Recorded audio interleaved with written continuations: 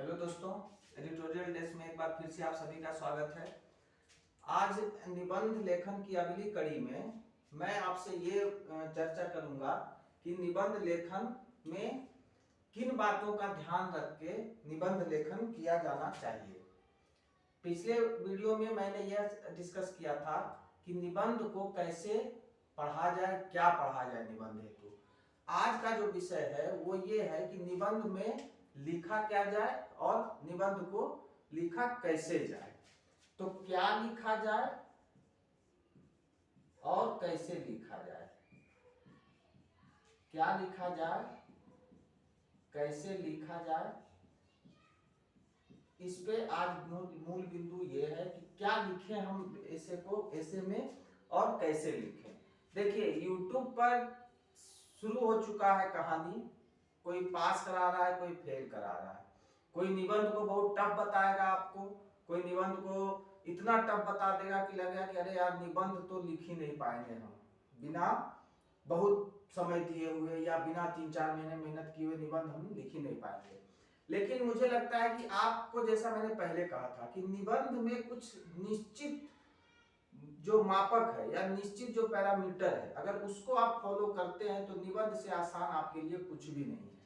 तो मैंने यहाँ पे कुछ ऐसे पैरामीटर्स को लिखा है यहाँ पे, और वही मैं आपसे आज डिस्कस करूंगा कि आखिर कैसे जो है निबंध को आप आसानी से लिख सकते हैं। आपको सबसे पहले यह ध्यान रखना होगा कि निबंध लेखन करते समय आपको अपने आंसर राइटिंग यानी किसी प्रश्न का जो उत्तर आप लिखते हैं, उत्तर लिखने और निबंध लिखने के बीच के अंतर को आपको समझना पड़ेगा। निबंध लिखने के बीच के अंतर को आपको समझना पड़ेगा। जब हम उत्तर लेखन करते हैं दोस्तों, तो उत्तर लेखन में हम प्रश्न के अनुरूप चलते हैं। जैसे मान लीजिए कि कोई प्रश्न पूछा गया हो कि भारत में महिलाओं के पिछड़ेपन का कारण बताते हुए सरकार द्वारा उसको आगे बढ़ाने के लिए या उनके विकास हेतु उठाए गए कदमों की चर्चा करें। तो आपके पास वहां पे एक सर्टेन क्वेश्चंस है कि महिलाओं के पिछड़ेपन का कारण आपको लिखना है और सरकार द्वारा उठाए गए कदम लिखने हैं। लेकिन मान लीजिए कि जब यही निबंध आपके सामने निबंध के रूप में पूछा जाए कि महिला सशक्तिकरण, बस इतना दे दिया जाए कि महिला सशक्तिकरण। अब सोचिए कि आपके पास तो अथाह सागर है, आपके पास कोई फिक्स क्वेश्चन नहीं है कि उसी के अनुरूप लिखना है। तो इसी के अंतर को आपको समझते हुए अपने निबंध की राइटिंग करनी है।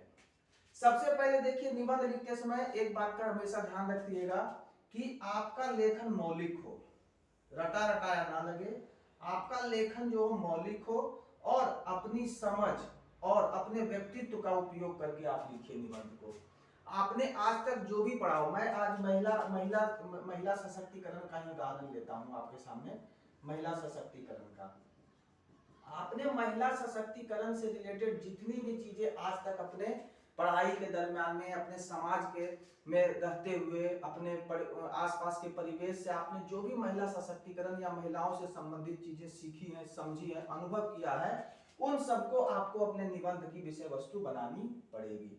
ऐसा नहीं कि आपने 4 योजनाएं रट ली, आपने 4 कार्यक्रम रट लिए, संविधान में 4 प्रोविजंस किए गए हैं, उसको आपने रट रखा है तो आप महिला सशक्तिकरण लिख लेंगे, नहीं। वो आपके आंसर राइटिंग का पार्ट हो सकता है। लेकिन जब आप निबंध का लेखन करेंगे तो आपको अपनी समझ, आपने आज तक जो अपने आसपास के परिवेश में महिलाओं से संबंधित जो भी समस्याएं देखी हैं, उनके सशक्तिकरण में क्या बाधाएं हैं और क्या उसके लिए किया जाना चाहिए, जब आप अपने उस समझ का उपयोग करके एक मौलिक लेखन करेंगे तभी आप महिला सशक्तिकरण पे निबंध लिख पाएंगे। दूसरा, तो पहला तो ये रहा कि आप मौलिक बने, अपनी सोच समझ और अपने समझ से और आपने जो अनुभव किया है, जो पढ़ा है, उसका निचोड़ आप अपने निबंध में लिखेंगे। दूसरा, मेरा जहां तक मानना है दोस्तों कि आंकड़ों और तथ्यों का ज्यादा प्रयोग करने की कोशिश ना करें निबंध में। कई लोग होते हैं कि वो रिपोर्ट्स दे देंगे, कई एकदम अनुच्छेद लिख देंगे, पूरा 10 अनुच्छेद लिख देंगे, कुछ 5-10 योजनाएं लिख देंगे, कई आयोग के डाटा डालिए, अगर एनसीआरबी के डाटा भर देंगे, मान लीजिए महिला सशक्तिकरण, इतना हिंसा हुआ, इतना इनका शोषण हुआ, इतना लैंगिक अपराध हुआ, तो इन सब चीजों से बचे, बहुत ज्यादा इसका समावेश न करें। हाँ, अगर कोई बहुत तथ्यात्मक डाटा इंपॉर्टेंट है तो आप उसका समावेश कर सकते हैं, कि जैसे मान लीजिए कि महिला सशक्तिकरण में आप ये कर सकते हैं कि अभी किसी फार्म में, निजी कंपनी में महिलाओं का प्रतिशत कितना है, तो आप ये महिला सशक्तिकरण में इस तरीके के पॉइंट्स आप डाल सकते हैं, इस तरह के फैक्ट आप डाल सकते हैं, लेकिन बहुत ज्यादा आंकड़ों से बचे। क्यों? क्योंकि निबंध एक विश्लेषण की वस्तु है, निबंध एक अवधारणात्मक चीज है, उसमें आपको अवधारणाओं को लिखना पड़ेगा, उसकी समझ को लिखना पड़ेगा, ना कि हम तथ्यात्मक होंगे। तो दूसरा ये रहा। तीसरा, ये जैसे तीसरा क्या है कि विचारात्मक और संकल्पनात्मक लिखने की कोशिश करें। जब भी आप लिखें तो बहुत ज्यादा फैक्चुअल ना हो निबंध को लिखते समय, कि बहुत फैक्चुअल लगे एग्जामिनर को, कह रहे यार इसने तो रट रखा है, इसने पहले से चीजें रट रखी है और बस उसको इसने सजा दिया है। नहीं, आप किसी भी तथ्य को अगर लिख रहे हैं, किसी आंकड़े को लिख रहे हैं, तो उसके सपोर्ट में उसकी पीछे की जो संकल्पना है उसको आप लिखिए, कि अगर निजी कंपनियों में महिलाओं की भागीदारी मात्र 10% है या 5% है, तो उसके पीछे का कारण आपको 2 लाइन 3 लाइन में बताना पड़ेगा। तो विचारात्मक और संकल्पनात्मक लिखने की कोशिश करें, तत्मौलिक रहें, आंकड़ों तथ्यों का समावेश ना करें, विचारात्मक और संकल्पनात्मक लिखने की कोशिश करें। दूसरा, एक जो सबसे निबंध लेखन में जो सबसे आम समस्या जो आती है परीक्षार्थियों के सामने, वो ये है कि आपने देखा होगा कि अधिकांश निबंध जो आप कहीं से पढ़ेंगे, किसी किताबों से या किसी मॉडल निबंध जब आप पढ़ेंगे, तो उसमें आप देखेंगे कि किसी शायरी से, किसी दोहे से, किसी कोटेशन से किसी का यूज किया जाता है, आरंभ किया जाता है निबंध में। ये अच्छी तकनीक है, मेरा मानना है कि ये अच्छी तकनीक है कि आप कविता, दोहा, शायरी, कोटेशन किसे आरंभ करें, किसी रिपोर्ट से आरंभ कर दें, ठीक है। लेकिन इसकी समस्या ये होती है दोस्तों कि ये अगर आप मान लीजिए भूल गए, अगर ये आपको याद ना रहा हो, मान लीजिए आप महिला सशक्तिकरण पर लिखना चालू करते हैं, मान लीजिए आप आपदा प्रबंधन पे चालू करते हैं, मान लीजिए आप किसी की समस्या पे लिखना चालू करते हैं, तो मान लीजिए कि आप भूल गए लिखना, तो आपका उस समय आपका जो टेम्परामेंट है लिखने का वो वहीं पे डिस्टर्ब हो जाएगा, कह रहे यार मैं तो पढ़ के आया था, याद करके आया था, मैं तो लिख ही नहीं पा रहा हूँ। तो दोस्तों ऐसी समस्याएं आती हैं। अगर आपका स्वाभाविक लेखन है, अगर आप शायरी, अगर आप दोहे आप स्वाभाविक तरीके से लिख पाते हैं, आप बहुत आसानी से उसको याद कर सकते हैं, तब आप इस फॉर्मेट को पकड़ें। नहीं तो हर चीजों में कोई जरूरी नहीं है कि आप शायरी, दोहा, कविता से ही शुरू करें, आप पारंपरिक तरीके से भी लेखन शुरू कर सकते हैं, और वो भी अच्छा लेखन होता है और उसमें भी आपको पूरे मार्क्स मिलेंगे। देखिए दोस्तों, कविता, दोहा, शायरी, कोटेशन में दिक्कत क्या है? भूल जाने पे समस्या है, और सबसे बड़ी समस्या आती है प्रसंग के अनुकूल न होना। मान लीजिए कि आप महिला सशक्तिकरण पे कोई दोहा याद करके गए हैं, सबसे फेमस है महिला सशक्तिकरण पे वो है कि अबला हाय अबला तेरी यही कहानी, आंखों में है पानी और आंचल में है दूध और आंखों में है पानी। तो जैसे मान लीजिए कि आपने पहला ही स्टार्ट ही इसी दोहे से कर दिया महिला सशक्तिकरण का, कि हाय अबला तेरी यही कहानी। तो कभी कभी होता है ना कि मान लीजिए कि आपने ये लाइन लिखा, तो सामने जो एग्जामिनर होगा जो आपकी कॉपी को चेक करेगा, हो सकता है वो आपको जज कर ले कि अरे तुमने तो पहले ही महिला को इतना गिरा हुआ बता दिया है। हो सकता है वो जजमेंटल हो जाए, क्योंकि आपने एक महिला का पहले ही एक नकारात्मक चित्रण ऊपर में कर रखा है। तो इस तरीके की चीजों से मुझे लगता है कि थोड़ा सा बचना चाहिए। हाँ, जब आप निबंध लिखते हैं तो उस बीच में अगर कोई फ्लो में कोई अगर उस लिखते समय अगर स्वाभाविक रूप से अगर कोई उदाहरण हो या कोटेशन हो या किसी का कथन हो कोई अच्छा सा, अगर वहां सेट कर रहा हो लिखते समय, तो आप जरूर यूज कीजिए। तो इससे आप शुरुआत कर भी सकते हैं कविता, दोहा, शायरी से। और अगर आपको याद करने में या प्रसंग के अनुकूल समझने में दिक्कत है तो इसको अवॉइड आप कर सकते हैं। सब बहुत ज्यादा पॉइंटर फॉर्म में का इस्तेमाल ना करें निबंध लिखते समय। मैंने जहां तक अनुभव किया है, मैंने दोनों तरीके से निबंध को लिख के देखा है और दोनों के मार्क्स में मैंने अच्छे खासे डिफरेंसेस भी देखे हैं। तो दोस्तों यही कहूंगा मैं कि आप ज्यादा पॉइंटर होने की कोशिश ना करें, क्योंकि ज्यादा पॉइंटर होने से ये होता है, ज्यादा पॉइंटर अगर आप हो जाएंगे तो उससे ये होगा कि एग्जामिनर थोड़ा सा इरिटेट हो जाएगा, क्योंकि निबंध को वो निबंध के तरीके से देखेगा। तो ज्यादा पॉइंटर फॉर्म में ना लिखे, पैराग्राफ का इस्तेमाल करें। इंट्रो, बॉडी, विस्तार और निष्कर्ष, इन 4 पार्टों में आप अपने निबंध को लिख सकते हैं। पहला किसी जैसे मान ली कृषि समस्या, तो एक इंट्रो बनाए 50, 100, 200 वर्ड का एक इंट्रो बना ले, 50 वर्ड का, 100 वर्ड का। उसके बाद उस इंट्रो में आप कोशिश करें कि आपने जो निबंध लिखना है उससे रिलेटेड जो भी महत्वपूर्ण चीजों है उसका कीवर्ड आप जरूर उस इंट्रो में डाल दें। जैसे महिला सशक्तिकरण आप लिख रहे हैं, कृषि की समस्या लिख रहे हैं, तो आप कोशिश करें कि 50 या 100 वर्ड के इंट्रो में आप जो कीवर्ड्स आप नीचे जिस पे आप बात करना चाहते हो वो वहां पे जरूर आप इंसर्ट करें उस इंट्रो में। इसके लिए थोड़ी प्रैक्टिस की जरूरत होगी, जो घर पे आप जब निबंध की पढ़ाई करेंगे, जब लिखेंगे, तो आप उसको प्रैक्टिस करके कर सकते हैं। उस पर आगे भी मैं चर्चा करूंगा जब सीधे सीधे निबंध पे हम डिस्कस करेंगे। तो और उसके बाद विस्तार करें उसका, निष्कर्ष में लिखें।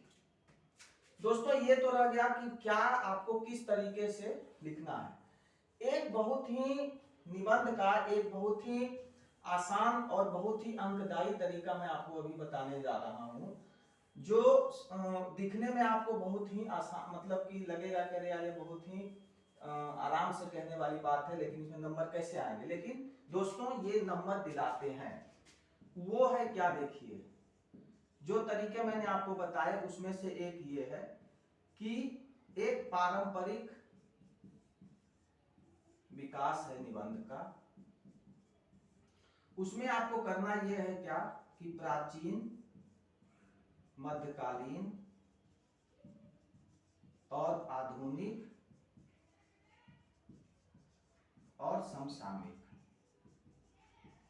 अगर आप निबंध को इस पैटर्न पे लिखते हैं तो मुझे लगता है कि आपको 60 से 65% मार्क्स जरूर आएंगे।